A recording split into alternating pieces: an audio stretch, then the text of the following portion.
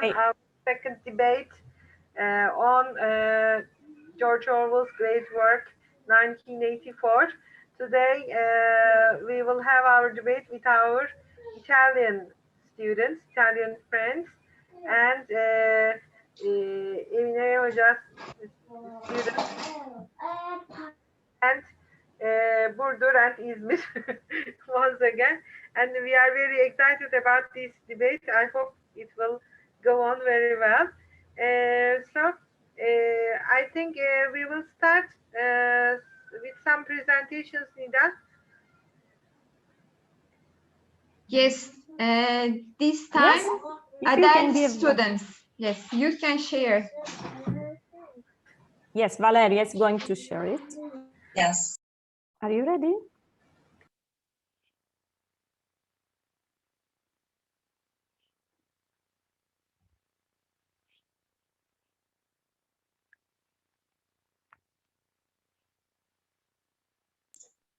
Can you see it?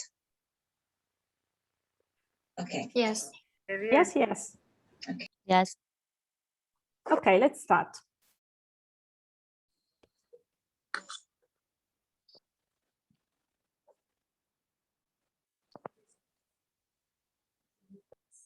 George Orwell is an exponent of dystopian writing. By dystopia, in short, we mean the opposite of utopia. Orwell, in fact, paints through his clear and linear style an imaginary reality based, however, on negative elements of the present, actually lived.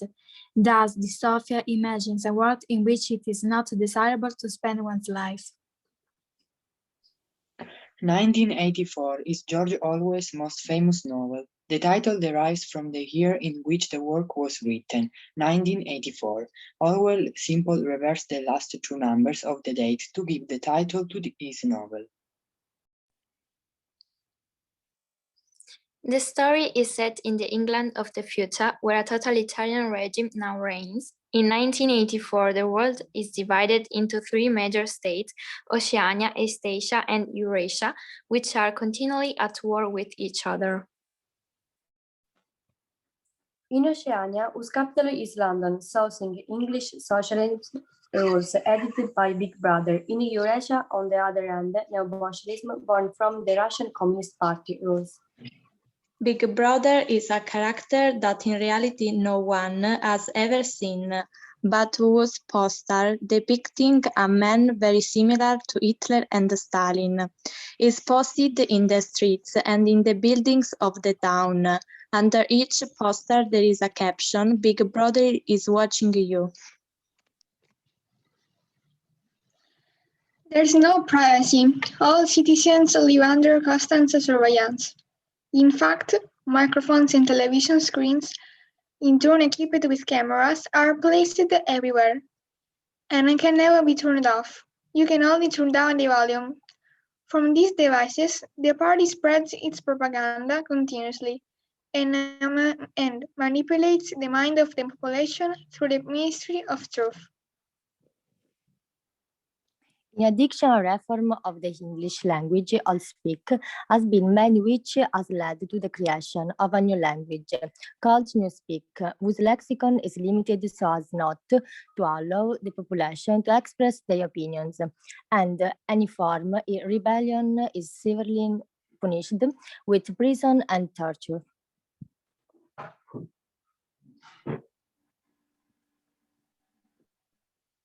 The protagonist is Winston Smith, a journalist and writer who worked for the Ministry of Truth, and whose job is to rewrite all newspaper articles so that the story can be modified to meet the needs of the government.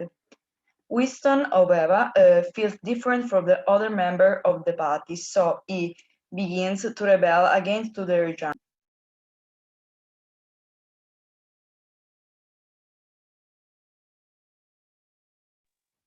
He meets Julia and begins a forbidden relationship with her, which is soon discovered by the Thought police. Intolerant of the single thought and in love with each other, they will decide to join a clandestine organization. Their attempt will fail miserably. They will be discovered and reformed.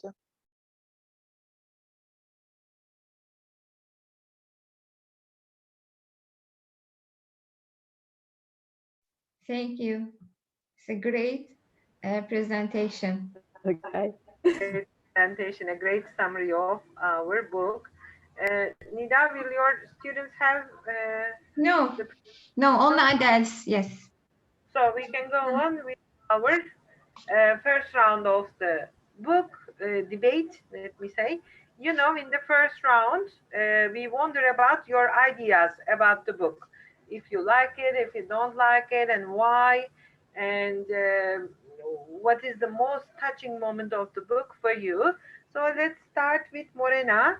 Morena. I'm sorry, Marika.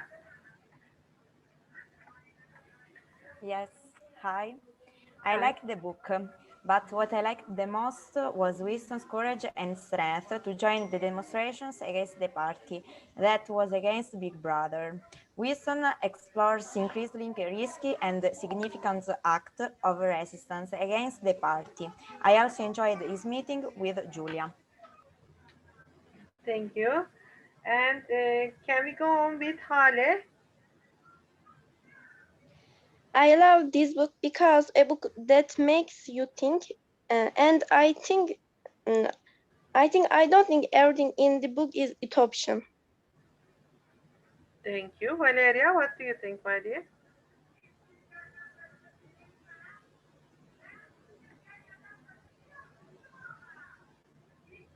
Valeria, we can't hear you. Valeria? Yes, sorry, my microphone is okay. I'm here. Was off, okay. Okay. I didn't particularly like this book. The plot is nice. It's not too hard to read, but it's not the kind of book I like to read. I think there are complicated concepts for students of our age to understand. As I found it a very profound book, it should be analyzed very carefully to fully understand its meaning. Anyway, I am happy to have read it. Thank you. And Asilin? A word fictionalized in the book, and the words frighten me, frankly, but I think this word is beautifully set up in the book, and I like this book. Thank you. Good, thank you. And Umut? First of all, I'm sorry, I have a problem with my camera. I cannot open it. It was one of the best books I've ever read. It basically expresses the importance of the freedom and shows us how would life be without it. The way that it introduced you into dystopian world is very smooth and very natural. The thing which impressed me is that we can still relate it in today's world in some ways, even though it's a very old book. And the most touching part was at the end of the book for me when the Winston became one of the other people, one of the normal people who loves the party, actually. It was the most touching moment for me. Thank you. And Pierre Paolo, you please.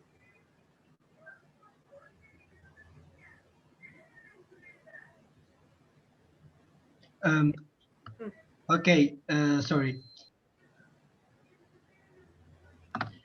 Of course, 1984 has always been one of my most favorite books, not only because I like the genre of the book, but also because of the thematic and what it talks about, and how it criticizes the society, and how it is still actual even nowadays.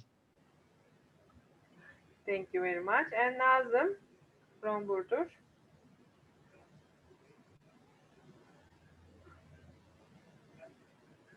Nazım, can you hear me?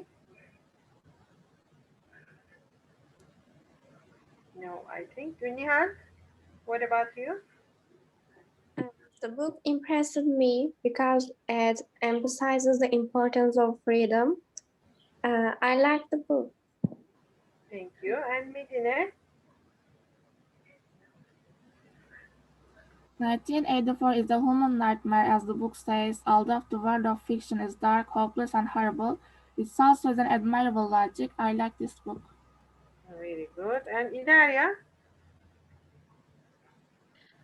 I thought it was a difficult novel to read, but it is written in a simple way with a fluid style. I loved this book even though it left me with very negative emotions, anguish, fear, and sadness. It is a book that deserves a lot because it is certainly a masterpiece. Thank you. And Çağrı? The book didn't interest me much. It was fine, but it's very good book for people who like to read books that deal with such historical subjects. Thank you. And Murat?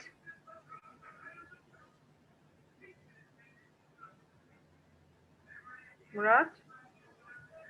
You can't hear me. İsmet Han?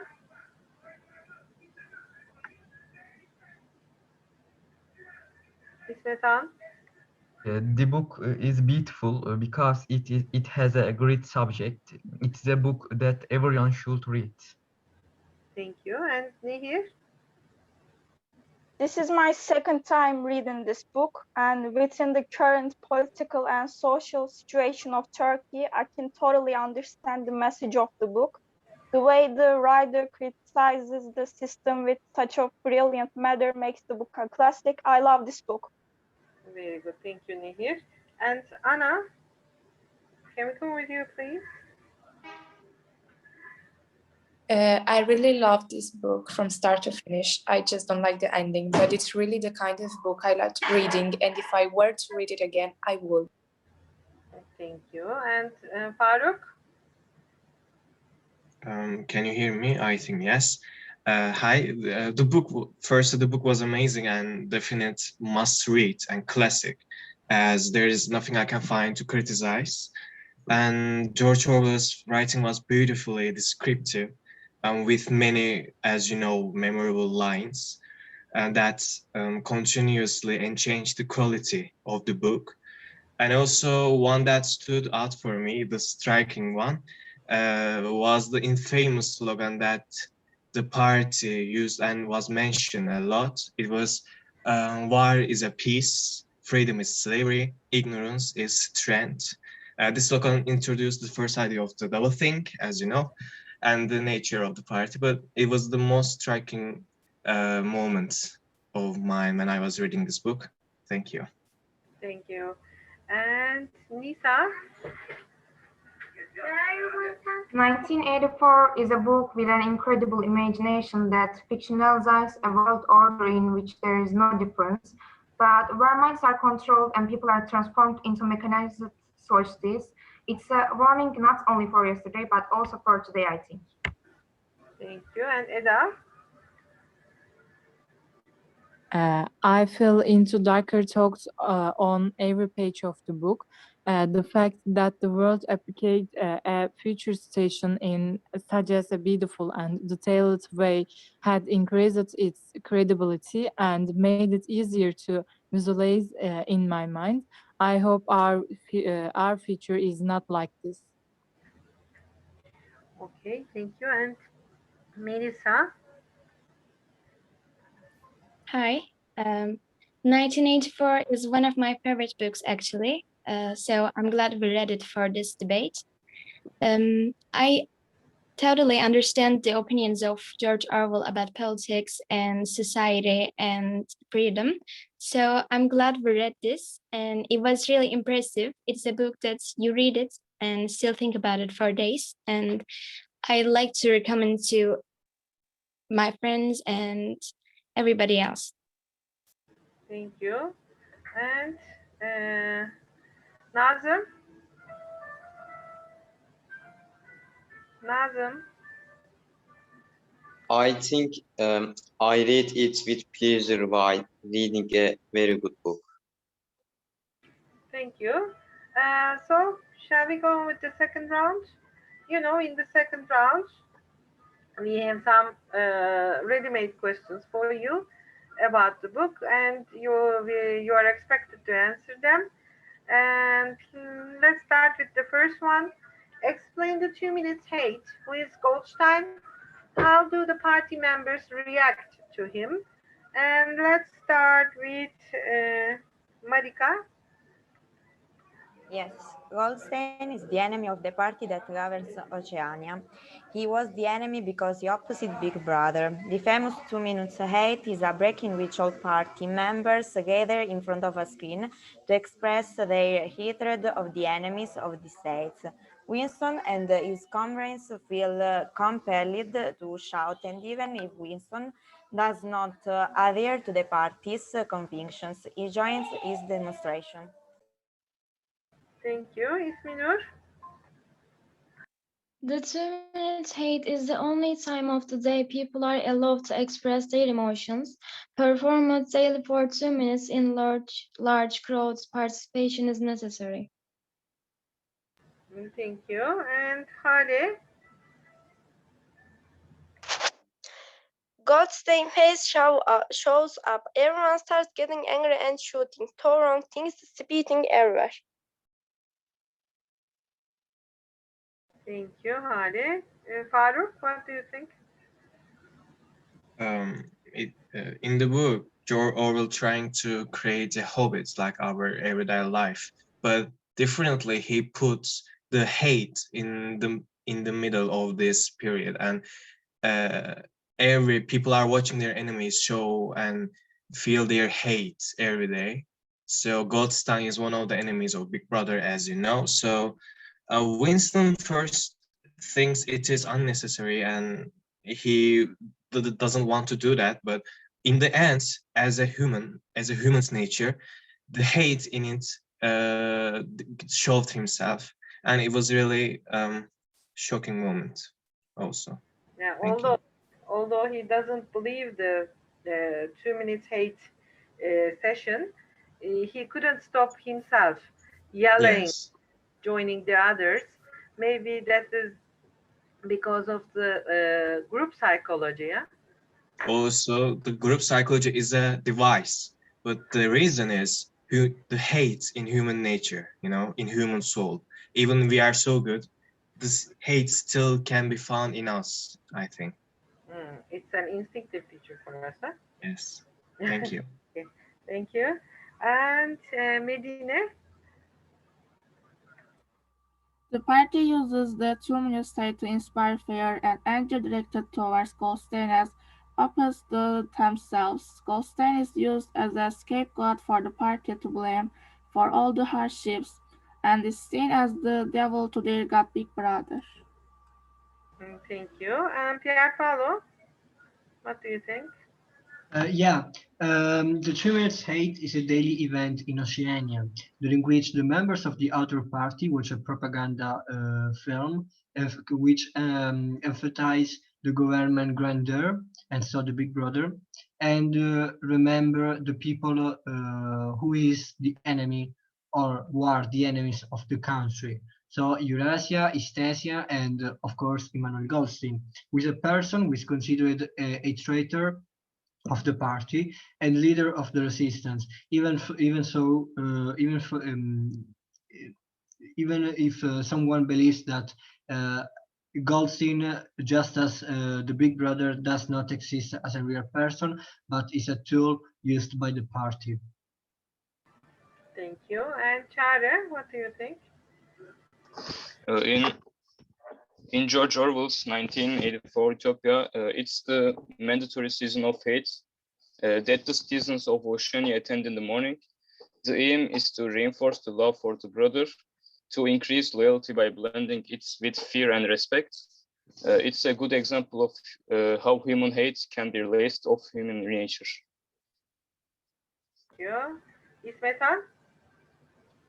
The 2 minutes hate is a period during the day when all party ghost armies gather to watch a clip of Emmanuel Goldstein, who used to be important person for his episode. The party starts yelling, cursing, and spitting on the telescreen.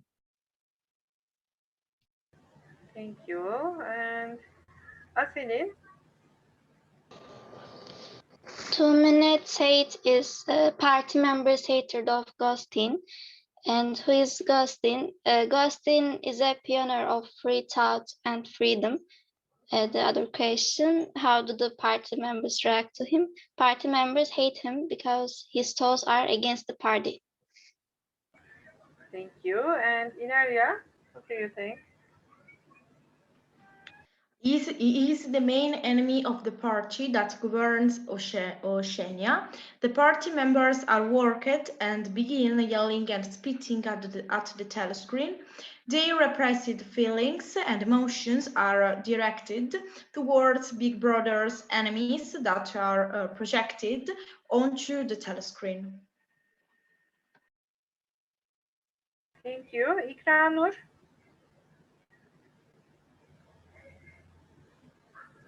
The 2-minute hate is a public event that is watched by the public to express hate towards the enemies of the state. Goldstein is a person who against the party and the party members hate of him. Thank you. Umut. The 2 minute hate is a ritual observance that is designed to use the collective rage of the people against the enemies of the party to strengthen the party's position among the people, among the sheeps we can call, you know. Goldstein is a person who had been important for the party, but then worked against the party. So people jumped up and down and shouting and screaming to telescreen because they don't want to hear Goldstein's talk. And also Winston doesn't hate Goldstein himself because he actually thinks like Goldstein because he hates the party, but he had to act like he hates Goldstein because, you know, there are thought crime and also group psychology. Thank you. And Valeria, what do you think?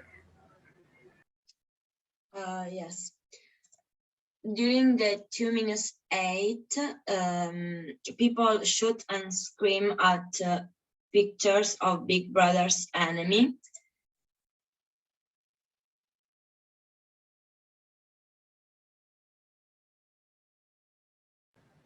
Valeria, are you there? I don't know.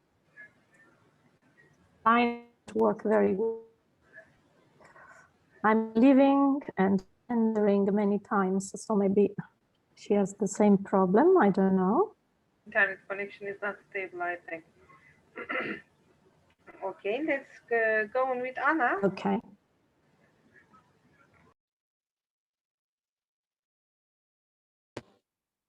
The 2 minutes of hate is the daily public period during which members of the outer party of Oceania must watch a film depicting the enemies of the state, specifically Emmanuel Goldstein and his followers, to openly and loudly express hatred for them.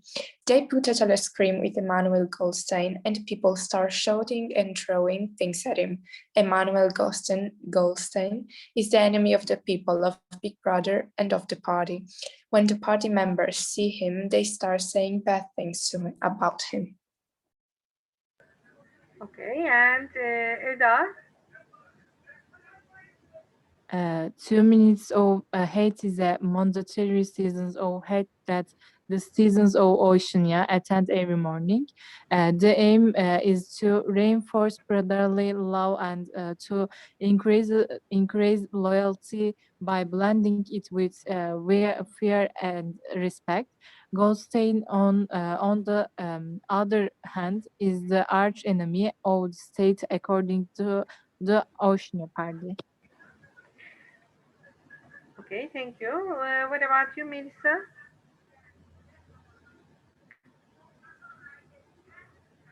Two-minute hate is a time that Big Brother washes everyone's brain and fills them with negative emotions. The Goldstein is the fictional enemy, and he represents every bad thoughts and behaviors against the party.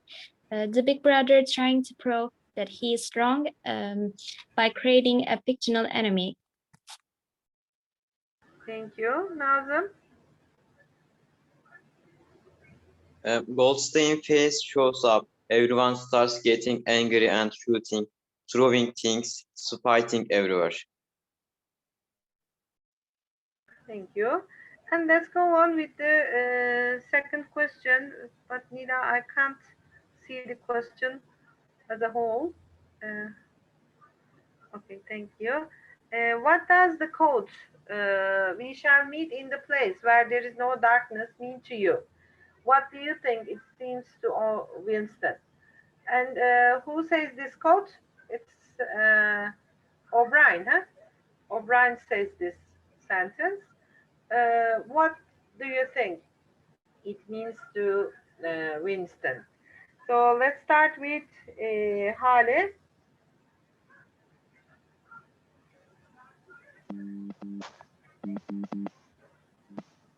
Hale. I'm here. 1 minute. Observer observes O'Brien. He believes that, like him, O'Brien is not a loyal party member as he pretends to be. He seems to view the place where there is no darkness with a sense of hope early in the novel. Leading me to believe that one day he would live in a world where he would be free and behave as he pleases. Hale. And Pierre Paolo, what do you think?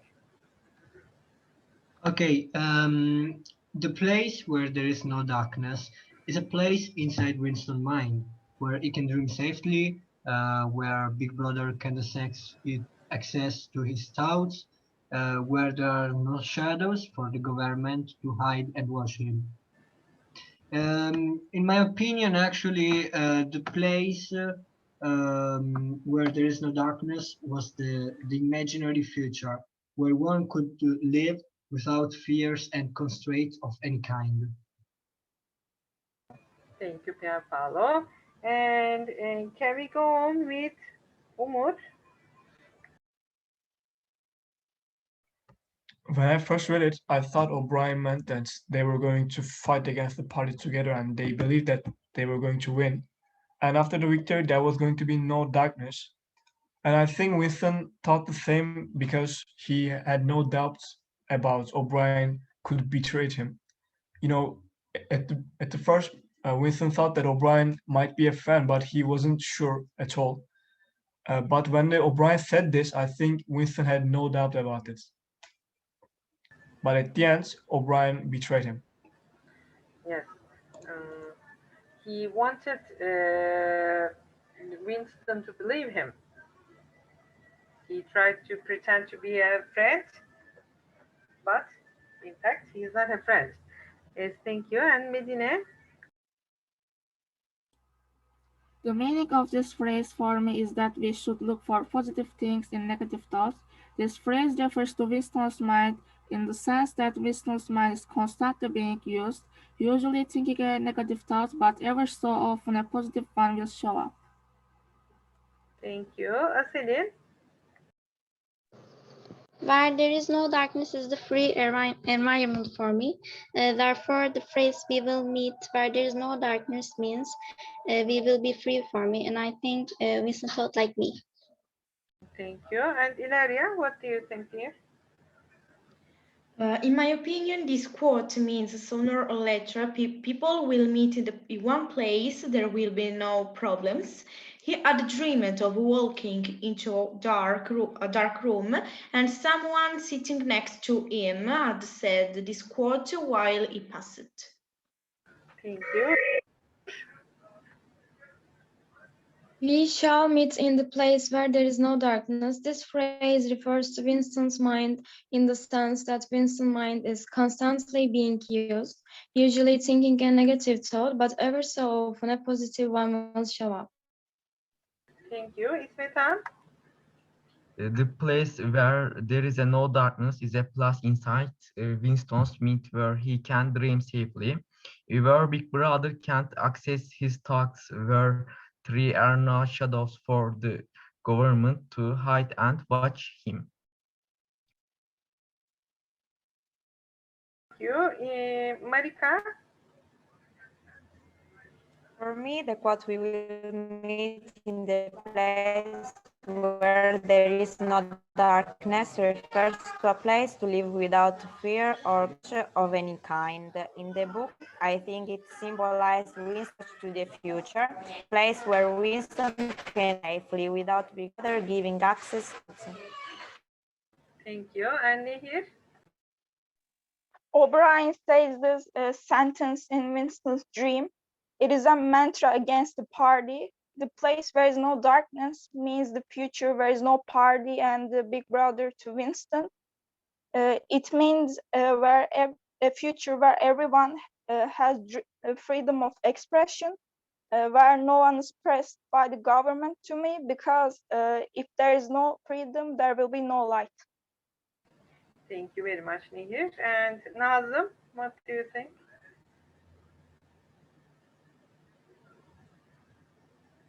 Nazım, are you there? No? Okay, can we go with Nisa? We will meet in a place where there is no darkness. It means, I think, that we will meet in the light with the free and conscious society against which the state sees war as peace, freedom is slavery, and ignorance is a force. Thank you. Anna, what do you think, dear?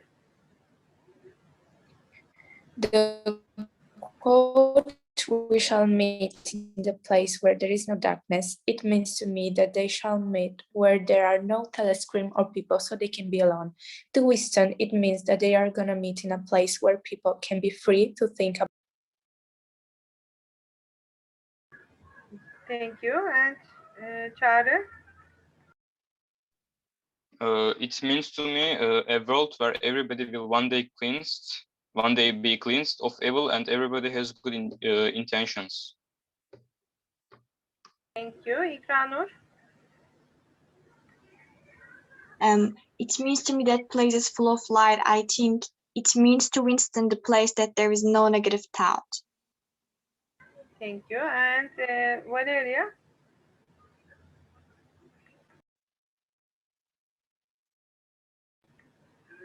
Valeria? Is she here? No? Okay. Eda? By No, dark, no. it can mean a place away from the oppressive party where they can express their thoughts freely. This means for Winston a place where meeting with Julia is more comfortable and no one can judge her actions. Thank you. And Faruk, what do you think, dear? I think when O'Brien says these words, he tries to reach or touch the Winston's weakness, which is hope, and he wants to Winston's trust as a friend, and he wants him to believe him as a friend, but in fact, he's not. So he's trying to get his code with these lines. His only aim is to catch him as the party. So he pretended to be his friend, and he wanted to make him believe him as a friend. Thank you. And Melissa? In my opinion, somewhere there is no darkness should be the bright feature that they are finally free without Big Brother's pressure and fear of him. Thank you very much. So let's go on with question 3. Emine, would you like to go on, dear? Okay, I can continue. Thank you. Explain the double think in your own words. Try to come up with your own examples. How does it reflect the 3 slogans of the party? Yes, let's start with the Marika. As used in 1984, the concept of doublethink is the ability to hold two completely contradictory thoughts simultaneously while believing both of them to be true. It also refers to deliberately choosing to forget memories and losing the ability to form independent thoughts. Party's 3 slogans are examples of double thinking. An example of mine could be "the unfair is right" or 3 + 3 = 7. Thank you. And Çağrı? The ability to think and accept those singulars that cannot be found together at the same time. It's different from the paradox. Okay, thank you. Hale? It is a paradox such as where is peace? While the country is fighting, people within the country are on the same side hands. The party enjoys uncontested power. Nobody questions their government while at war. Is that sort of thing? Okay, thank you. Yes, Eda. It's the acceptance of two opposite concepts at the same time that is accepting both of them as true. For example, slogans such as slavery is freedom, war is space, love is hate in the book show that there is a double talk in this book as well. Okay, thank you, Eda. Ilaria. Yes, Ilaria. Double thing is the ability to hold two completely contradict.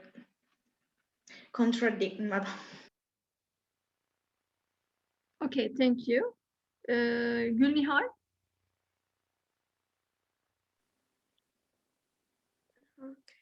It is a paradox such as war and peace while the country is fighting. People within the country are on the same side, hence the party enjoys uncontested power. Nobody questions their government while the war. It's that sort of thing. Okay, thank you. Nehir. Is sort of believe in the lies we already know it's not true. In psychology, it leads to cognitive dissonance, but the party normalizes it. In that way, people won't rebel against the party when they feel less faithful to the party and the values it represents. Party gets people numb. An example of doublethink is, I think, believing that everyone should be having whatever they want, but nothing should be free.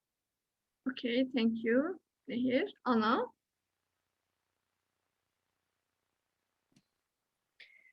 Doublethink is act of holding simultaneously two opposite, individually exclusive ideas or opinions and believing in both simultaneously and absolutely.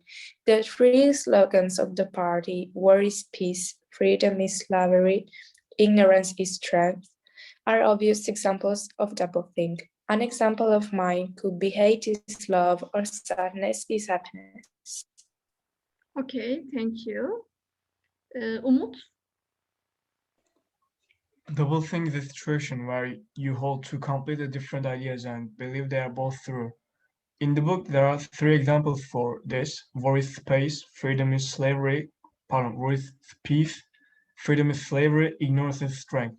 Party uses doublethink as part of its large-scale campaign of propaganda and psychology manipulation of its leadership in the public. It uses them to manipulate and control the people. Okay, thank you. Nazım. Doublethink is the act of holding simultaneously two opposite, individually exclusive ideas or opinions and believing in both simultaneously and absolutely. Doublethink requires using logic against logic or suspending disbelief in the coordination. Okay, thank you. Action. The three slogans is slavery, ignorance, strange. Okay. That's all, Nazım. He has a connection problem, so he's gone and come again. You can go on, Emine. It provides the psychological key to the party's control of the past. At the hate week rally, for instance, the party shifts its diplomatic allegiance, so the nation it has been at war with suddenly becomes its ally, and its former ally becomes its new enemy. When the party speaker suddenly changes the nation he refers to as an enemy in the middle of his speech, the crowd accepts his words immediately and is ashamed to find that it has made the wrong signs for the event. Okay, thank you. Melissa. Doublethink is a system of thinking based on simultaneous acceptance of two contradictory statements. Normally, there is just one truth. For example, when I hold a blue pen and ask you what color is it, it's obvious this is blue because we have permanent truths like that. But in the book, there is not that. You just can't say it's blue. You have to think about every option. It's blue, but also not. It depends on what Big Brother is gonna say. Okay, thank you, Nehir. Sorry, Melissa. Aselin? Yes, Aselin. Doublethink is the idea that enables people to live in a changing reality. In this way, people forget the past and people think the present is better. I mean, people think ignorance is better, war is better, slavery is better. But it's not true. That's all. Thank you. Okay, thank you. Pier Paolo?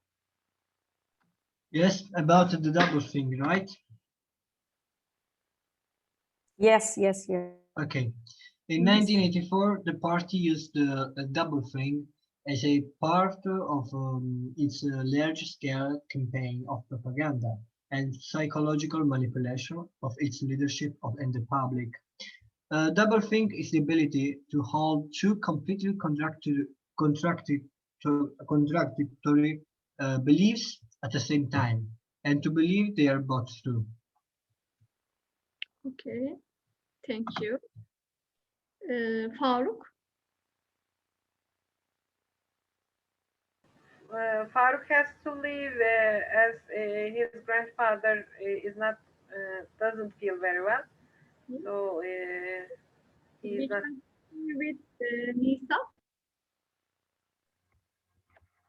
Being aware of the truth while telling planned lies, believing different opinions at the same time, and actually pretending to be unaware of everything while you are aware of everything means doublethink. Okay, thank you. Valeria? I'm Mia.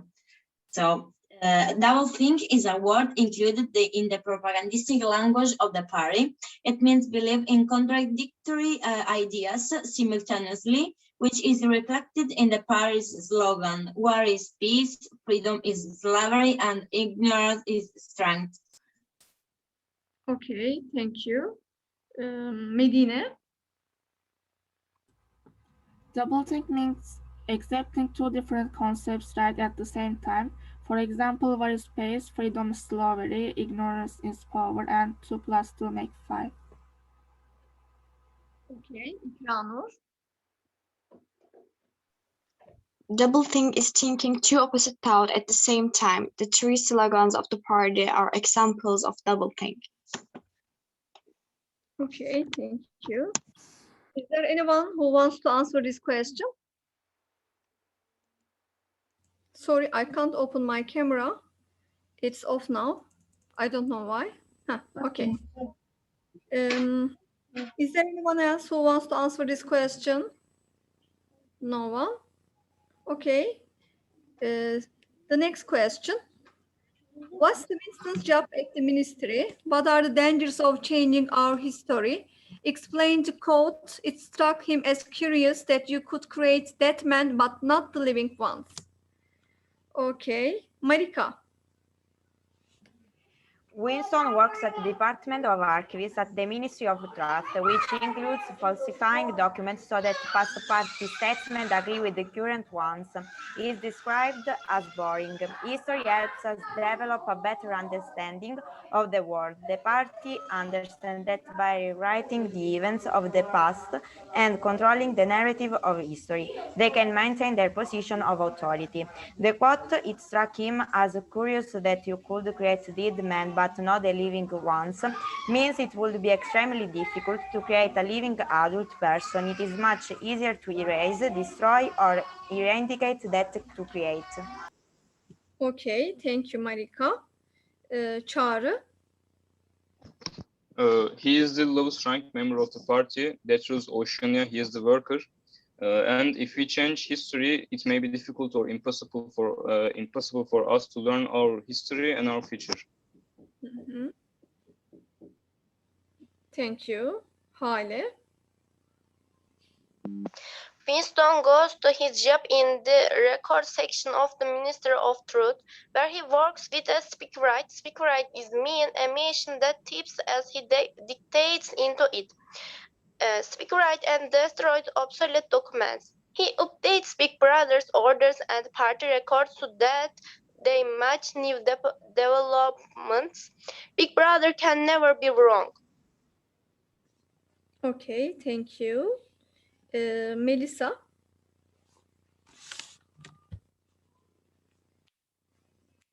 Melissa? Okay, Eda?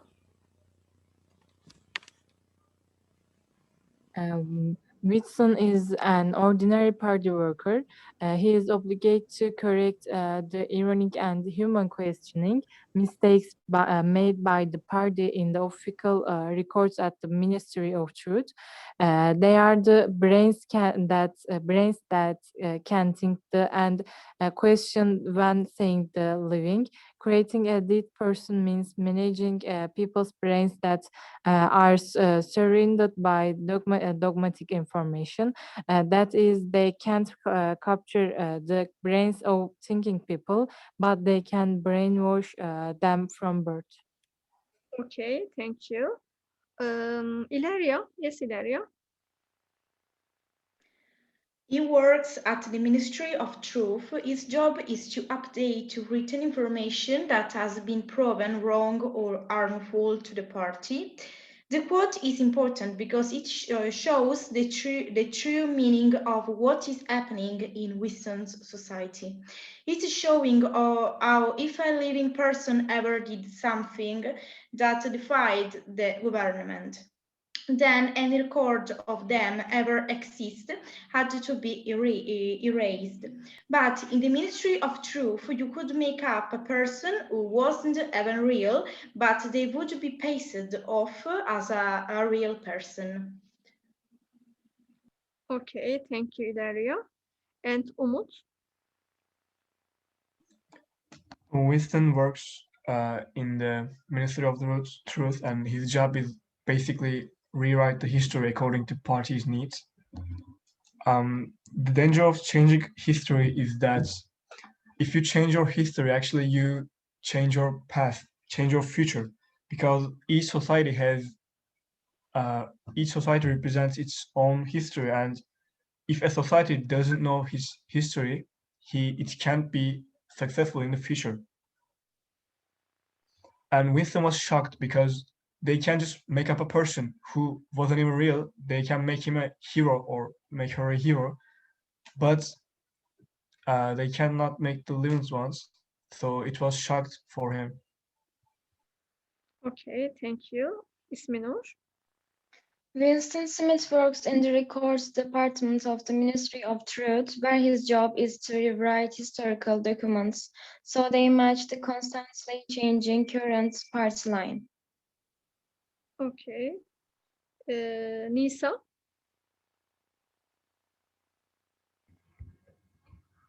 Winston was correcting mistakes in newspapers at Milo, but you can correct dead people but not living ones, which made him very curious. I think it means the interpretation of the expression had somebody in the past now that never actually existed, but this fraud once forgotten would exist, it means. Okay. Medina? Winston works in the Records Department of the Ministry of Truth, where her job is to rewrite historical documents so they match the constantly changing current party line. The party rewrites the past because if you control the past, you control the present. Okay, thank you, Medina. Valeria? Yeah, okay, I'm here. So the question number 4, right? Yes, right. Okay. About this question, I write Winston's job at the ministry is to rewrite history according to party need. He alters historical documents to make them coincide with the party political agenda or confirm an accurate declaration made from Big Brother. Winston is directly involved in manipulating and erasing certain events of the past to benefit the party. At the records department, Winston is required to write in newspeak, which utilizes the principles of doublethink and corrects the party's mistakes in past articles. In my opinion, the quote means that living man exists in truth and cannot be so easily created. Had that man no longer exist and may be formed to adhere to party orthodoxy. Okay, thank you, Valeria. And Nazım? Winston Smith works into records department of the Ministry of Truth, where his job is to rewrite historical documents so they watch to constantly change current party line. Living man exists in truth and cannot be so easily created. A dead man no longer exists and may be formed at here party orthodox. Okay, thank you. Nehir? His job is rewriting the historical documents so the party's current opinions won't conflict with what happened in the past. The future engorges itself on the past. Without the past, the future will be in uncertain darkness. The unwitnessed past is not hard to change, but if changes, it will definitely affect the future. The quote points that killing someone is uncomplicated. The party can kill people, but they cannot keep someone alive. Keeping someone alive requires hard work, mercy, and love, and which party doesn't have any of them? Thank you, Nehir. Aselin? Winston worked for the Ministry of Truth. His task is to organize articles about Big Brother in papers, magazines, etc. The other question, what are the dangers of changing our history? Our history guides us. If we change our history, we will lose our way. And the other question, by changing people the way you want, you can kill their essences in a variety of ways, but you can't create people the way you want. Okay, Aselin, thank you. Is there anyone that answered the question? You can raise your hands. Is there anyone? Yes, me. Yes, yes, Anna. Winston works at the Ministry of Truth. His job is to replace one false statement with another false statement, so it agrees with what Big Brother has done or said. The party seeks the contradicting past, future, and present. Without memory, the people cannot know the past, and the party is able to control history. By controlling the past, the party also controls the present, because the constituent will accept everything the party says. The quote shows the deterrent so much that the government make up someone who was never actually real. Thank you, Anna. Yes, is there anyone? Okay, next question. Why do you think dystopian novels so often attempt to destroy or remove literature or art from their societies? Okay, Ilaria.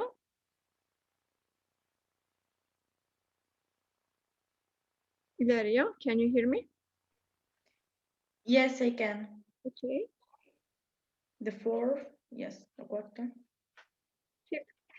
Okay. Dystopian novels so often attempt to destroy or remove literature or art from their societies in order to create a destructive society, to dehumanize the society, alienate human beings from their socio-cultural beliefs. Okay. Thank you. Umut? I agree with Ilaria, and also I think that dystopian novels make the society richer in that ways. You know, it's like a life. You know, life is not always positive, but it has negative perspectives. You know, so I think they make the literature and art richer. Richer. here. Okay. Thank you. Hale. Because states can breathe, think without literature and art, but their hearts don't beat. They turn into a society that does not feel. It's easy to manage an emotionless consciousness. You can make him do whatever you want. Okay, Hale, thank you. Nehir. Before we get into this, let's think of utopias. They are the perfect picture of societies where everyone can do anything they want in peace and happiness. And of course, they have all opportunities to reach art. Lack of art or literature is a splendid way to punish a society. Art and literature are also a way to express feelings. If there is no art or literature, there will be no opinion against the government. Okay, thank you, Nehir. Anna.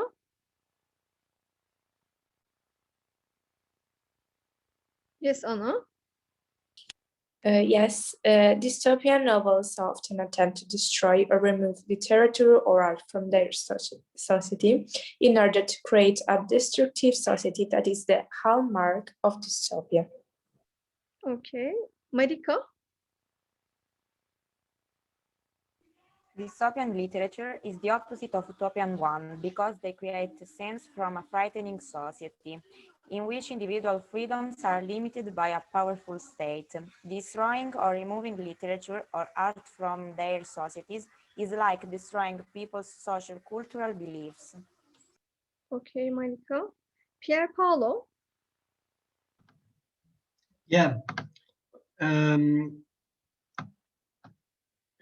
Art and literature are a way of free thinking, which is always not good for a totalitarianism.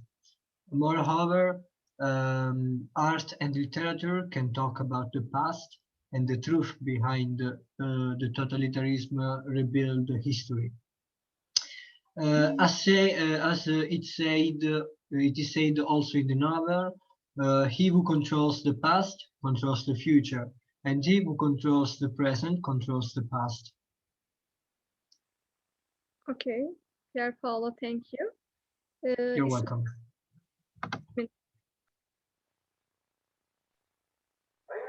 Because in order to create a destructive society, that is the hallmark of dystopia. Okay, Umut.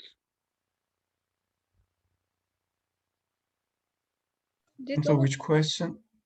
Fifth question. Yeah, I answered it. Okay, sorry. İsmet Han.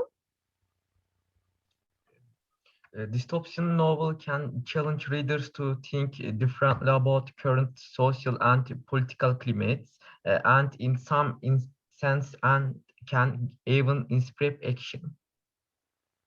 Okay, İsmet Han, thank you. Faruk. Faruk is not here, Emin Hocam.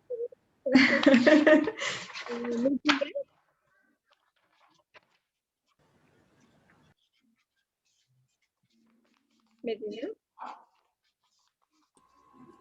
Authors use dystopia as a literary technique to discuss reality and depict issues that might happen in the future.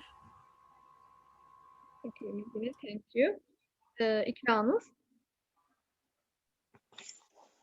Since dystopia is the opposite of utopia, dystopian novels want to create destructive societies as opposed to utopian novels.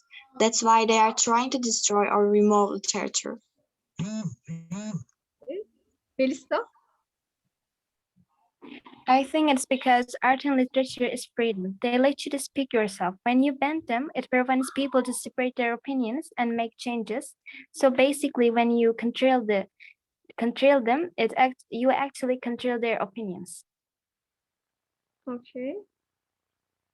Is there anyone? Is there anyone? No one. No one? Okay. Eda, sorry. Yes, Eda. This topic, which is literature used to denote a negative feature and a bad life, has been the subject of some novels. Novels on this subject don't want the societies they reflect to be interested in art and literature, because societies dealing with art and literature are questioning and they aren't deprived of the goodness and beauty of their lives. Therefore, the others don't want to use the two opposite stations together. Emine Hocam, if you want, Adele can go on. I appreciate it. Yes, sure.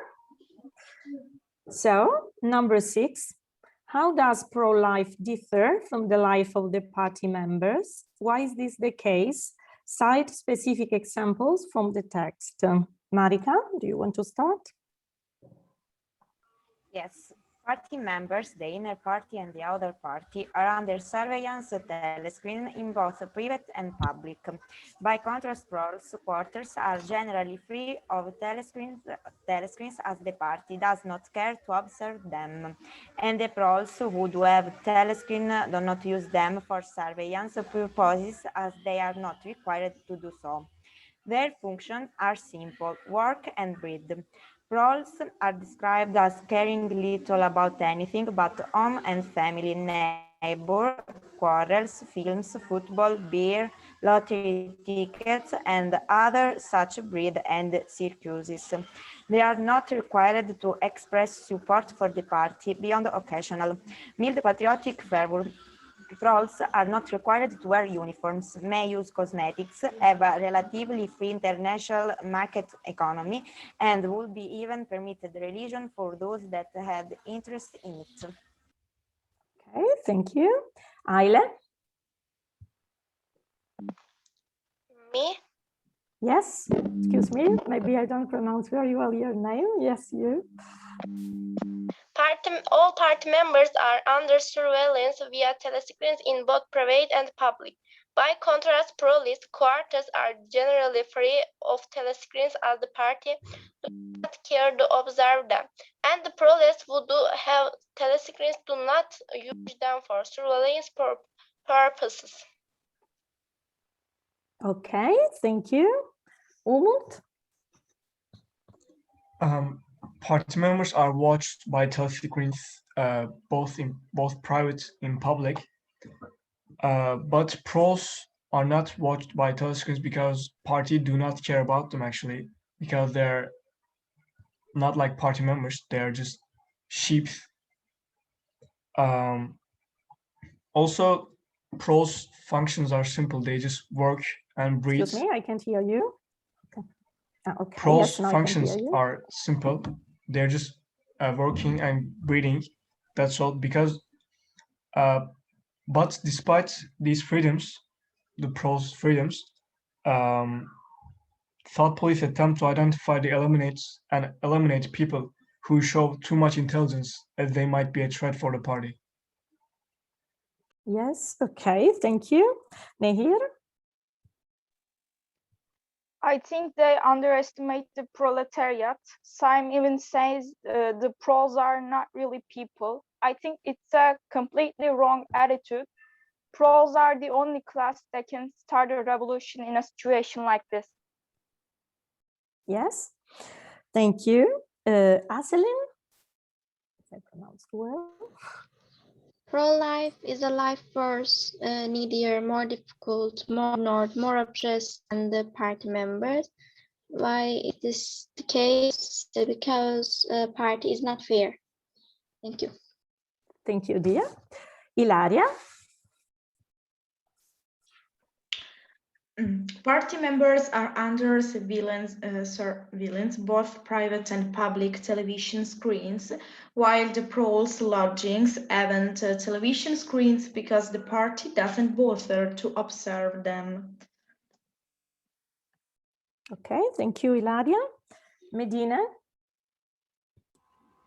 Because the party proles are the lowest class, they have no education and have the most freedom. They are not supervised. The party knows they won't do anything because they are educated enough. Okay. Nazim?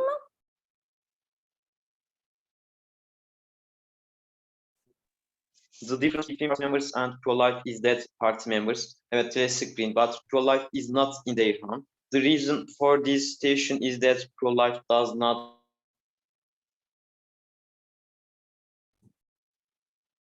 pose a danger enough for that party members are obligated to be constantly monitored and kept under control with telescreens because party members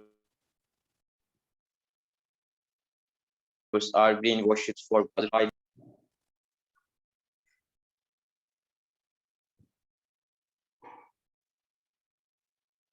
Okay, I can't hear you now. Yes, you I can think my pass line him. is okay. No, my line doesn't work just for a while. He's also Okay. his internet connection also is not Okay, working well. okay. Okay. Thank you very much anyway. And is Minor? I don't know. A few agents of the thought police moved always among them, spreading false rumors and marking down and eliminating the few individuals who were judged capable of becoming dangerous, but no attempt was made to indoctrinate them with the ideology of the party. It wasn't desirable that the pros should have strong political feelings. The great majority of pros didn't even have telescreens in their homes. Even the civil police interfered with them very little. In all questions of morals, they were allowed to follow their ancestral codes. They were beneath suspicion, as the party slogan put it, pros and animals are free. Okay, thank you. Anna?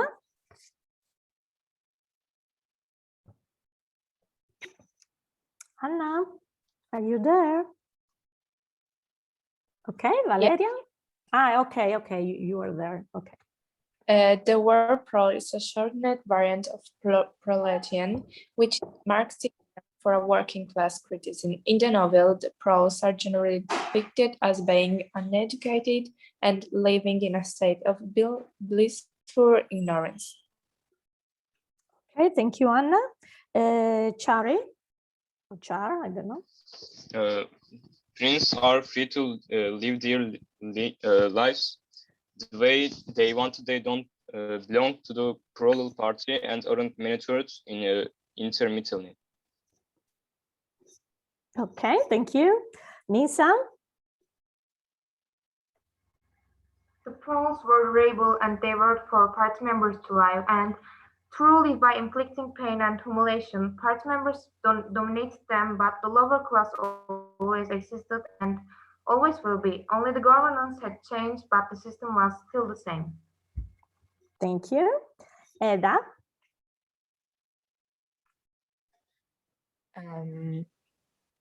Sorry, okay.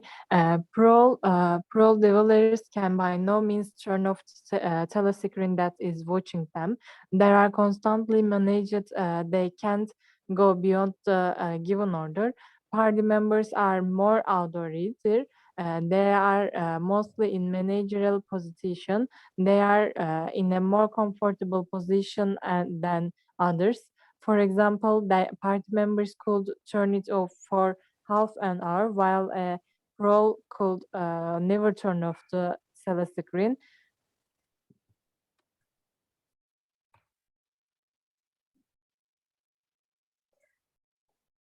I can't hear you again. Hello, can you hear me?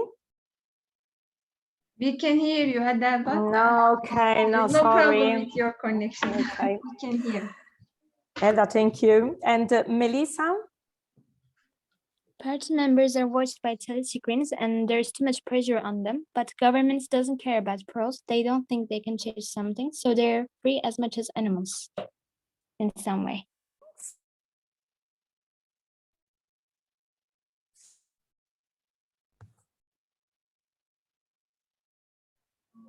Okay, I think Adele.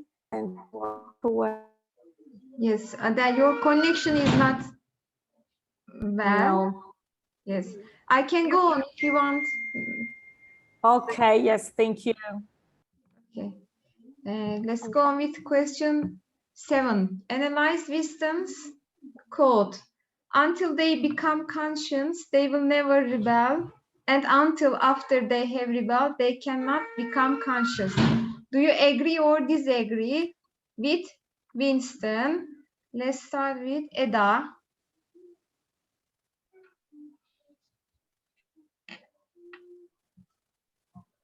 Okay.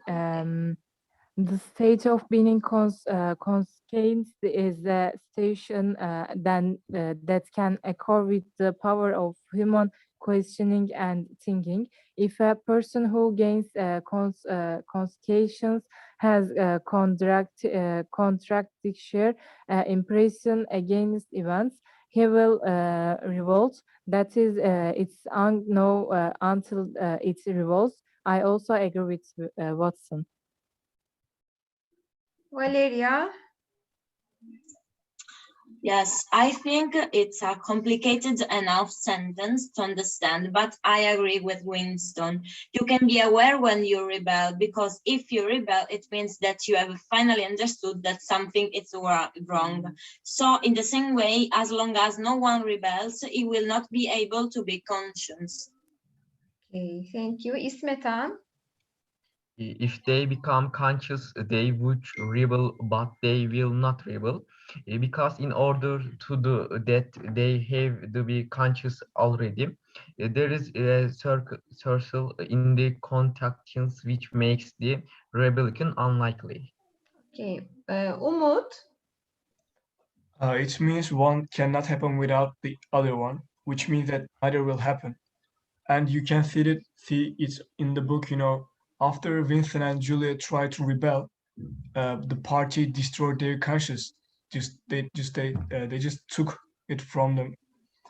And also party controls everyone's minds, and no one can even think about rebel in the first place. So I agree with Winston. Yeah, I agree with him. Okay, and Marika? Maybe she has problem in connecting. Okay, Ilaria, I can see you. No, I don't agree with him, because people can always change and their thoughts are able to differentiate. Okay, is there anyone who thinks like Ilaria?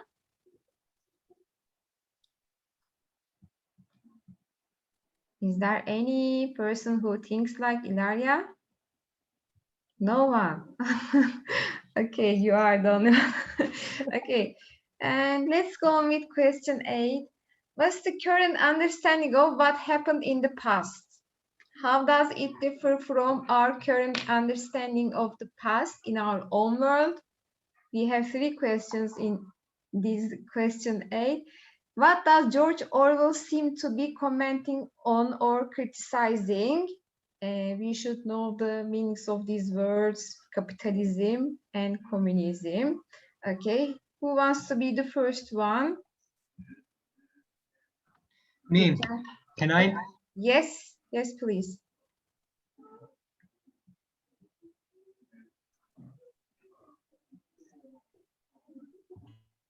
Okay, sorry, I was talking with my microphone off, so sorry. Okay. Okay, I was saying, in writing 1984, Orwell's main goal was to warn of the serious danger of totalitarianism and the danger that it poses against society. He goes to great lengths to demonstrate a terrifying degree of power and control of a totalitarian regime can acquire and maintain. Okay, thank you. Is there any volunteer? Okay, Nehir. The book can seem as a criticism against communism, but Orwell has addressed the distortions that a centralized economy could lead to, and which are still partially realized in communism and fascism. I also think the book is mainly criticizes repressive regimes and dictatorships as Stalin did in Russia till 1953. Medine. 1984 is a political statement. It's only a simple warning to mankind. Orwell often proclaimed that 1984 could happen if man did not become aware of the assaults and on his personal freedom and did not defend his most precious right, the right to have his own thoughts. Okay, thank you. Nisa? A world in which there is no individuality. In Orwell's fictional world, people are so magnificent, but that when you die, you don't even have your name left, you vaporize, and it's such an order that you have no meaning even for your own family, and you are dense, even yourself belongs to the party or big brother. And in fact, that frightens people is how real that world can be rather than this fictionalized world. And nowadays, one thinks that that's the system, but cannot be provided, but it's not impossible. This is what is scary. Okay, thank you. And Hale? People are grow rich through by other people's work in past. People are together work and together spend money is purpose for future. According to George Orwell, managing our fear idea of freedom is prohibition and eating the other person's work, and such are wrong. Actually, this is never change. Okay, is there anyone who wants to add their ideas, share their ideas? Yes, me. Yes, please. I think that the book contains no private declaration, only a simple warning to mankind. Orwell did not believe that 35 years after the publication of his book, the world will be ruled by Big Brother, but he often proclaimed that 1984 could happen if man did not become aware of assaults of his personal freedom and did not defend his most precious right, the right to have his own thoughts. Okay, thank you. And let's go on with question 9. Explain the code. Freedom is the freedom to say that 2 plus 2 make 4. If that is granted, all else follows. Okay, who wants to be the first one? Me? I think, can I answer? Yes. Okay. Yes. I think this sentence fully represents Winston's thinking and goes against party principles. In fact, it means that if it were allowed to tell the truth, which does not depend on the ideologies of the party, such as that 2 plus 2 equals 4, freedom would exist. Because not there are truths that exist independently of any thought. Okay, thank you, Valeria. Günihal? The point is, it does not matter if 2 plus 2 is 4. What matters is that you believe it, and importantly, can say it without being beaten up for it. Trust extends beyond any party ideology. Thank you, Günihal. İsminur? When Winston said that he is asserting that truth exists independently from the party's ideology, if Winston has the freedom to say that 2 plus 2 makes 4, he has the freedom to acknowledge existence independent of the party's say-so. Thank you. Aselin? If we cannot even explain our ideas that we know are correct and that we are sure to be correct, then we are captive. And Eda? Sorry. Okay. Via question O'Brien Wilson, he asked how much it was 2 plus 2. Wilson's answer was 4, but O'Brien replied that the correct answer was 5 and terminated Wilson for refusing this answer, as it can be understood from here. If we can tell the truth as we want, we are free. Yes, thank you. And I think that's the point. Let's go on with question 10. Describe Winston's interaction with the dark-haired girl. Why do you think she has appeared so often throughout the book? Make a prediction about what may happen in the future. Okay, we are talking about the dark-haired girl. Umut? The person mentioned in this question is Julia. She is one of the main characters in the book. Julia and Winston have same opinions about the party. They both hate it and want to rebel against it, but they continue to support it because they have to, because of the thought police. And they fell in love, which is not allowed, and they both were forced to betray each other by the party, and at the end they will be just two old friends.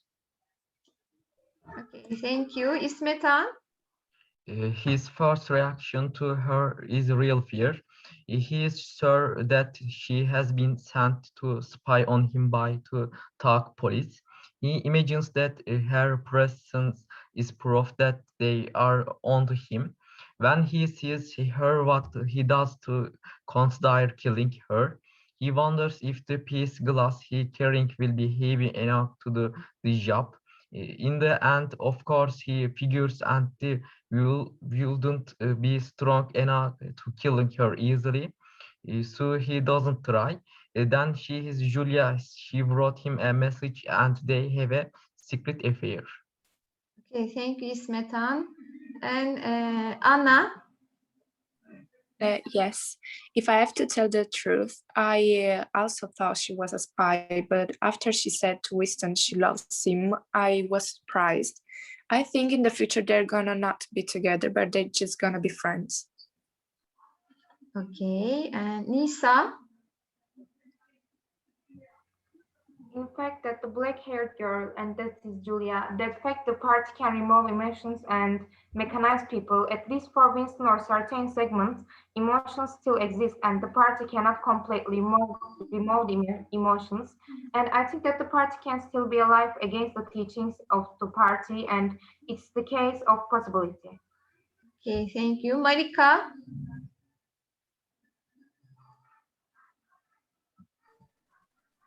Marika? Winston is worried that the dark-haired girl told police if he succeeded them for committing.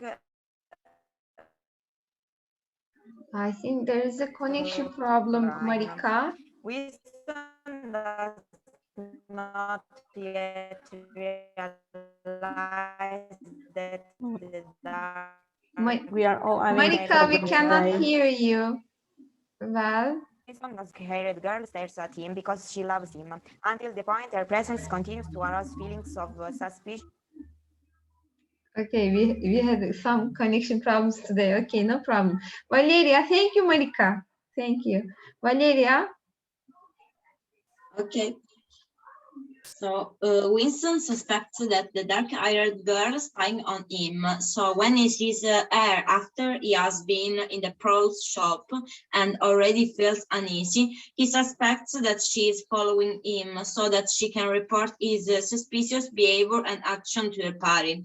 So his first reaction to her is real fear. He is sure that she has been sent to spy on him by the thought police. I think that in the future, Winston will find the courage to kill her. And Hale? What he consider killing her. He wonders if the piece of glass enough to do the job. Of course, he fears that he wouldn't be strong enough to kill her easily, so he doesn't try. But Julia thinking like William. And Eda? They meet Julia giving to Winston the I love you note. The two begin to meet away from telescreens and hidden microphones and do whatever the party prohibits. A long part of the book is about the meeting of these two. These prohibits may prove interesting. Okay, let's go on with the last question. And what is newspeak? What is the purpose of newspeak? Give some specific examples and explain their significance. Aselin? 11. Yes, 11. Last question. Question 11. Okay. Newspeak is the party's language to restrict people's way of thinking. The purpose of the newspeak is to restrict people's horizon of thought. Thank you. Anna? Yes, if I have to tell the truth, sorry. Newspeak is a purposefully ambitious and confusing language with restricted grammar and limited vocabulary used in Oceania, according to Orwell, to the range of. For example, in Newspeak, to make a negative, simply add an, thus uncalled is war. To strengthen words, add plus. For more emphasis, add double plus. For example, plus cold means very cold. Newspeak important because it contains no word that could be used to be thought crimes. Therefore, anyone who uses it can commit a thought crime because they won't know the words.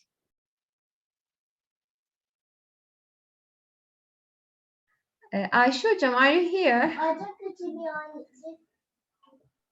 Yes. Yes, can you go Now on? we can I hear have you. to go. Okay, I have to take after my little one. I'm coming. Okay. Okay. Okay. Answer the So, question. What is Newspeak? How can you explain it? And what is the purpose of Newspeak in the significance of Newspeak in the story? Yes? Pier Paolo, what do you think? I think Pierpaolo is not here for line problem. Can I answer? Yes, Valeria maybe wants to answer. Yeah, okay. Newspeak is a new language that was invented. It will eventually take the place of English and will take away people's ability to think for themselves. In this way, the state will have total control over people's thoughts. Okay, thank you. And Isminur? In part 1, chapter 5 of the book, Winston is lectured by his friend Simon Newspeak, which is the official language of Oceania. Simon is an expert on Newspeak because he works in the research department of the Ministry of Truth and is involved in the writing of the 11th edition of the Newspeak dictionary. According to Simon, the essence of Newspeak involves cutting language down to the bone. In other words, it involves the elimination of words which the party deems unnecessary. Thank you. Gülnihar?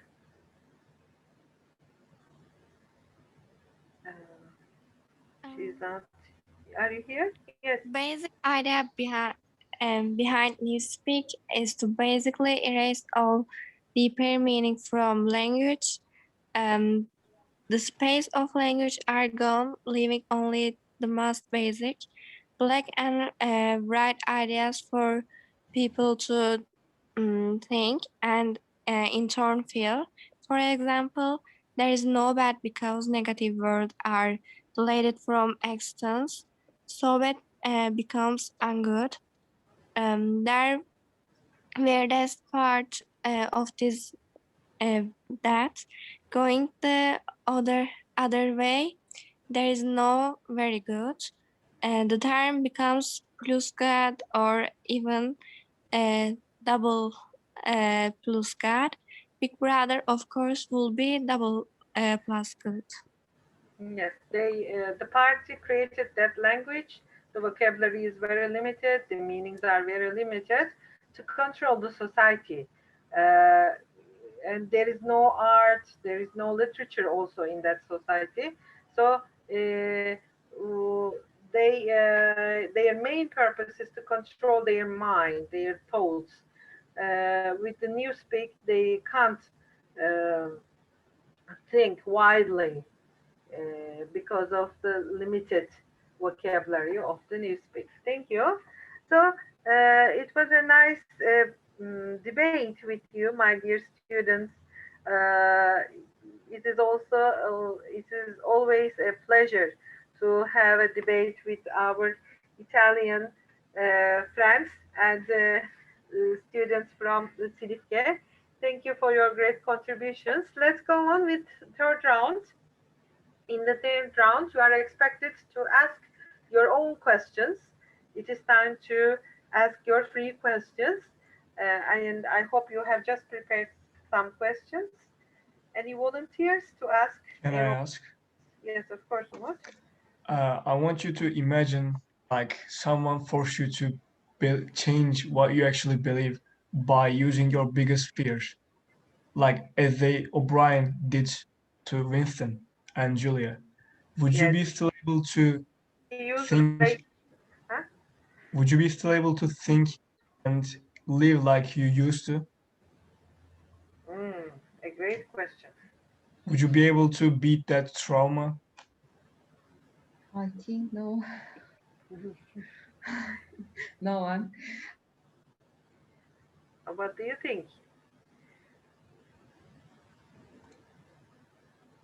Me or? No, I'm asking the others. Oh, What okay. do you think if someone would try to change your ideas, your beliefs, your thoughts by using your biggest fears? Do you remember O'Brien used the rats? You know, he is afraid of rats, and he used it in order to change Winston's ideas. And how would you get over this trauma if you confronted such a situation? What do you think? A hard question. Yeah, I have question. It takes time. They need time to think a little bit. I answer? Yeah, of course. I think that would be very difficult to pass out this trauma, and I will have every night nightmares because I have a lot of fears, and I don't think somebody could change my mind or change my thoughts. I think it's impossible. It's impossible. Thank you. Thank you. Yes, anyone else? The fear is a very strong feeling of human beings. Can I answer? Yes, of course. Okay, so I think that if someone try to control my mind, my thoughts, I think I would be unable to react and rebel against this situation. So I think that I can pass this trauma. So is a very difficult situation. Yes. And any other ideas? No? Okay, thank you. Thank you, Umut. What about you? What would you do in that situation? I don't think that I would beat that trauma because, you know, that feeling is so strong that it can just crush your mind and crush your all feelings. So, yes, thank you. And have you got any other questions, our dear students? I saw Hale is raised. Yes. Yeah, you can share your question with us.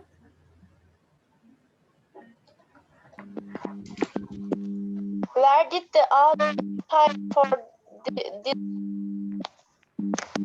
Hale, there is a problem with your microphone. Can you write in the chat?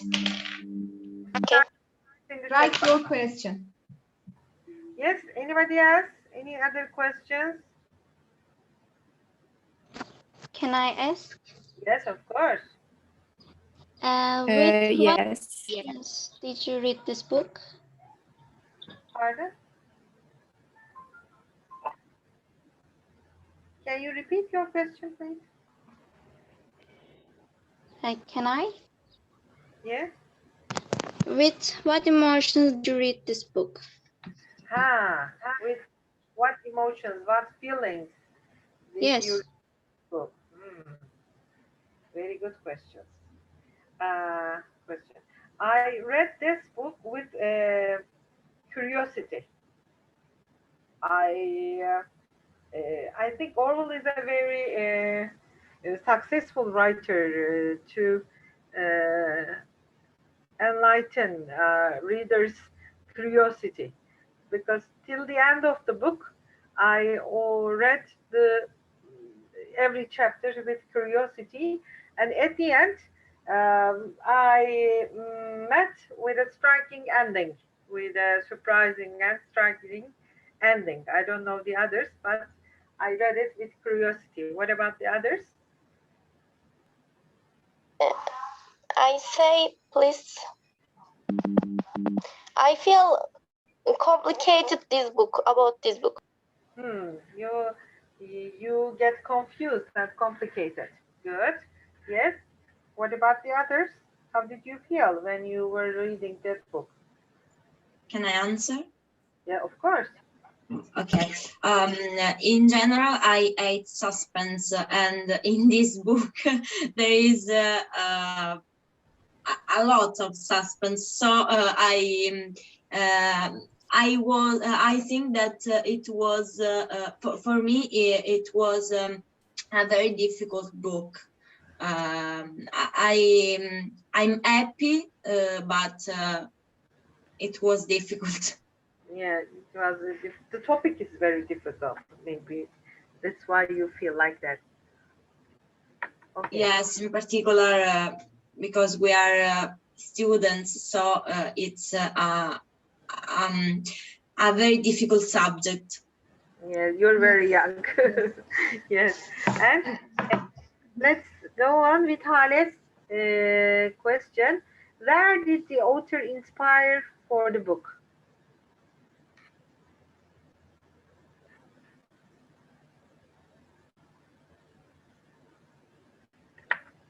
Where did the author inspire for the book? Here is raising hand. Okay. Who? Yes. I read that Orwell inspired by Lev Trotsky, who was one of the leaders of the Bolshevik revolution while creating Goldstein. And I think it's a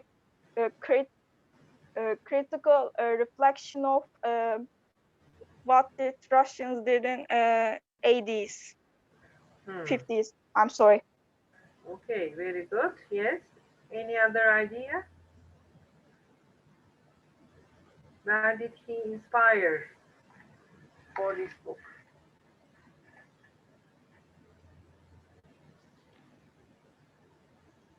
No one. Maybe he has inspired from the totalitarian regimes in the world, too. Maybe.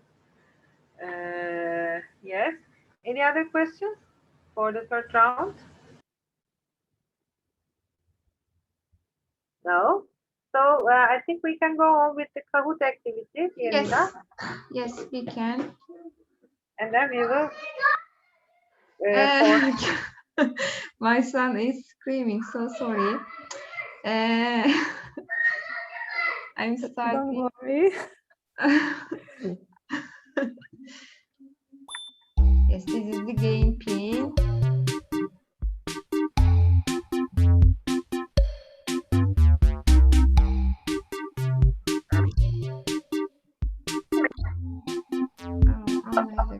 Okay.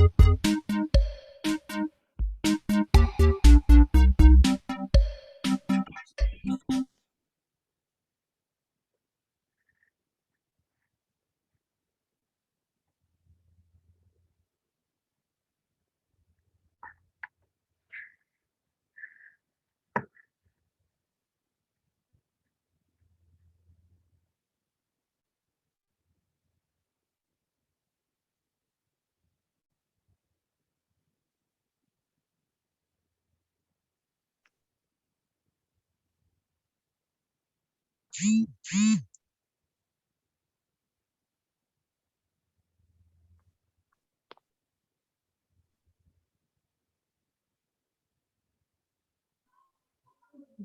I'm waiting. Miss Marika, Elisa.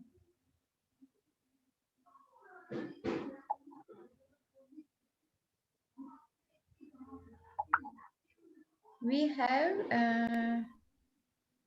24, yes, 24 students, only 17 or 16. There are some problems with their connection, I think. So they lose, yes, they lost connection. You can write in the chat if you cannot join. What a pity today, this connection. Yes, yes, we had in the previous one, we also had the same problem. Yes. Okay, let's start.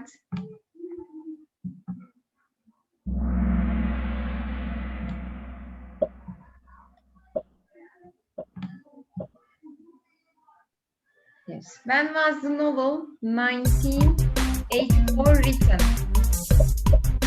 1984, 1894, 1948, 1944. Okay, the correct answer is 1948.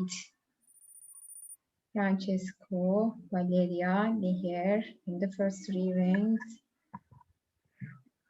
What city is the novel set in?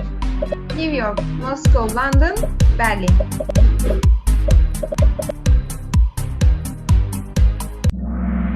Yes, London. It takes place in London. Nehir. Nehir is the winner now. Who is the protagonist? Who is the protagonist? The main character. Winston Churchill, Wilfred Owen, Wilfred Smith, Winston Smith.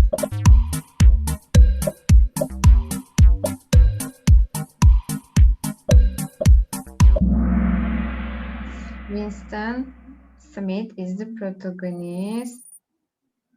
Here in the first place. Who or what is the antagonist in this novel? The bad guy, antagonist.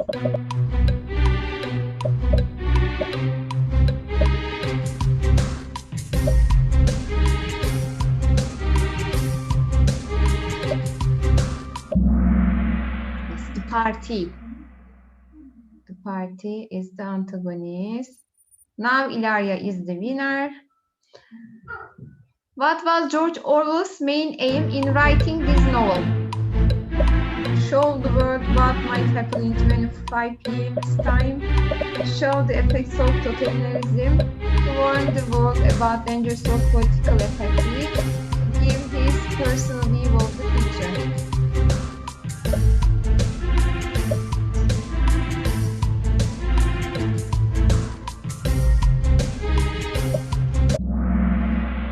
Warn the world about the dangers of political apathy. Ilaria is the winner. Which major existing political figure was George Orwell criticizing in 1984? Churchill, Marx, Stalin, Hitler.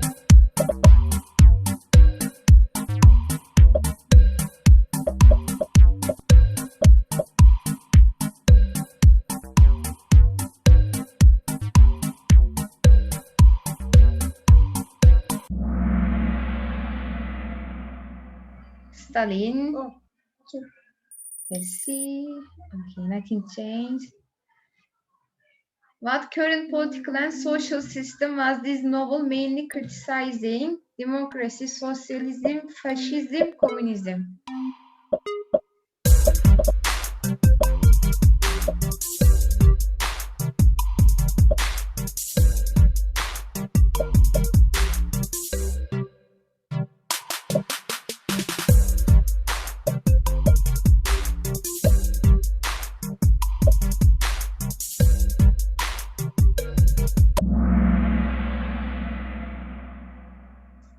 All of them, all of the terms.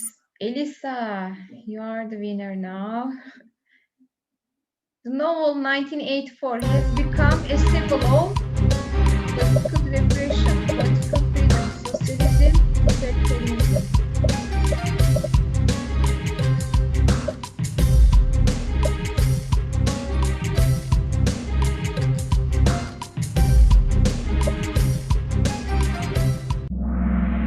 Okay, let's see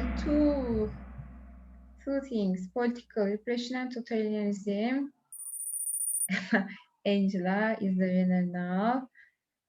Question 9. The protagonist's worst fear is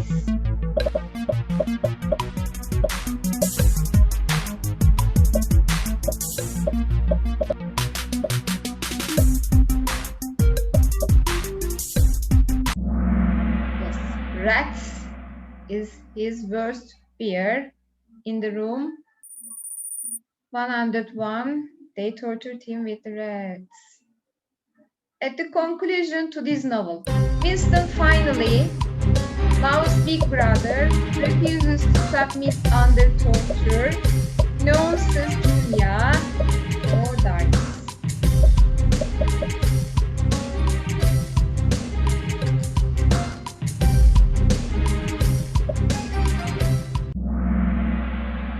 Now, Big Brother, an interesting ending for the novel. Ilaria in the third place, Angela in the second, and the winner, Elisa. Okay, dear Italian friends, you are in the first three rank, and Anna then Meher comes after that. Okay, thank you. Thank you, everybody. Okay, so let's go on with the last rounds. We would like to hear your ideas about debate and the book also. Let's start with Ilaria. No, Marika, sorry. Yes, I joined doing this project because it was a beautiful and new experience, and given the situations, I kept busy reading a book because I loved reading since I was a child, and I enjoyed this debate because I had the opportunity to meet new people. Thank you. And Nihir? First of all, it was a really great opportunity to gather around and debate this book. I want to thank you all for this debate. That's it.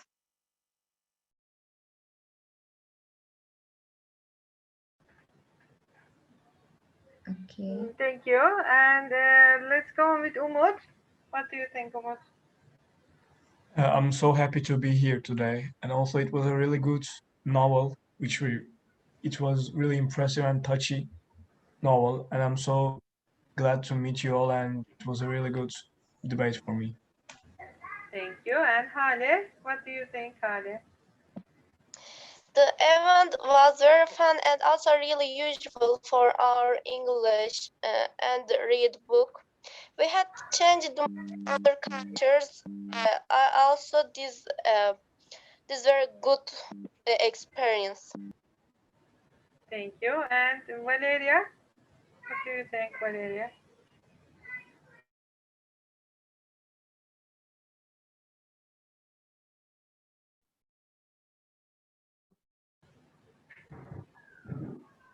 Valeria, we cannot hear.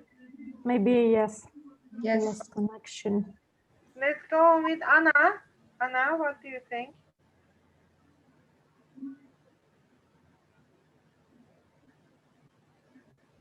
Anna? I don't know. Oh, the What internet. a pity today. Yes. Gülniha, what do you think? Gülnihal? Oh, no one is here. Okay. Okay, Gülnihal. Thanks for everything. Thank you. And Isminur? for everything. I enjoyed to listen to your ideas. It was good experience for me. Nice to meet you. Thank you. Aselin, It was a great experience as always. I am so happy to be in this project and thank you for everything. thank you.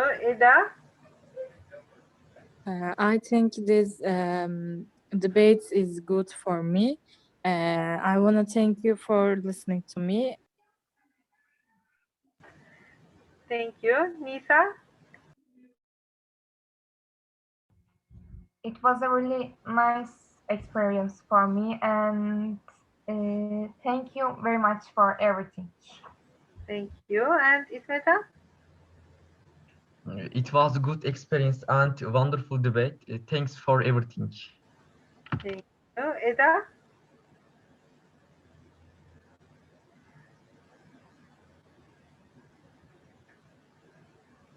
no answer. And No. Okay. Julia, what do you think? Julia. I am sorry for my pronunciation. Yes, I enjoyed too this debate because it was very interesting and You are new, even Julia. even if I didn't want. Adele, is Julia the new student? Because we know Valeria, Ilaria from last year. No, yes. No, No, she's not new, but I'm not. Go. Is because in the debates I never talked. But I remember you. She's very shy, but today, yes, very good, Julia. I'm very happy. I always been here, but I'm in silence. This is the first time I talk, so yes, very good. Okay, we are all happy. Okay, thank you, Anna. Thank you. Sorry, Julia. Ilaria can't hear me, I think. And I would like to also hear our teachers' ideas about our debate at that. Emine? Yes, okay. Can you hear me? Yes. Okay, well, I think having this kind of activities is great for everyone. I mean, for every type of student. For shy ones, as they help them to become more confident, and now we have an example, and for the others too, because they can practice English and in a real context where they have to use English to share their opinions. And generally speaking, my students like reading, but reading a book and then having a debate on the book has motivated them much more. So what can I say? Thank you for everything. It was a beautiful, incredible, great experience. Thank you, my dear colleagues. Thank you to the students. They are also incredible. Thank you to everyone. We also appreciate you and your students. You are always with us in every activity, in every situation. So we thank you by our heart. And Emine? Thank you. Thanks to this project, again, we got lots of experience, both reading and writing, and my students improve a lot. Thank you. We are very lucky. Thank you. Thank you. It is very nice to hear this. It is very important to read something, a book in English, and to discuss it in English, to share their ideas and share their smart and creative ideas with their friends from all over the Europe. So I think it's a great pleasure for all of us. Each of our students has improved themselves very much. I'm sure, I believe this. And Nida? Okay, I try to speak. Dear students and my dear colleagues, today we met with you to carry out our last book debate event of our project. It was very nice to be with you on this project and to read these valuable books and to learn your ideas. It's a very nice experience for me. I used to have a reading group before pandemic, and we used to meet once a month and have debates, that kind of debates with my friends. I miss them so much, but this project was a new way for me to meet people and talk about a book. This is a very precious thing for us to meet and to talk all together about a book and sharing our ideas. Thank you for everything, for your for your precious contents that you add to this project. Thank you. And I'd like to thank Nida first of all, because she is the coordinator. She planned everything for us, and she guided us very well all through the project. And of course, our great partners. We all together make this project great. For this debate, I appreciate all the efforts and contributions that our students do in this project during these pandemic days, during these lockdowns. It is very nice to read something and to discuss it together, to share, to hear their great ideas and creative and smart ideas. Thank you. I love you all.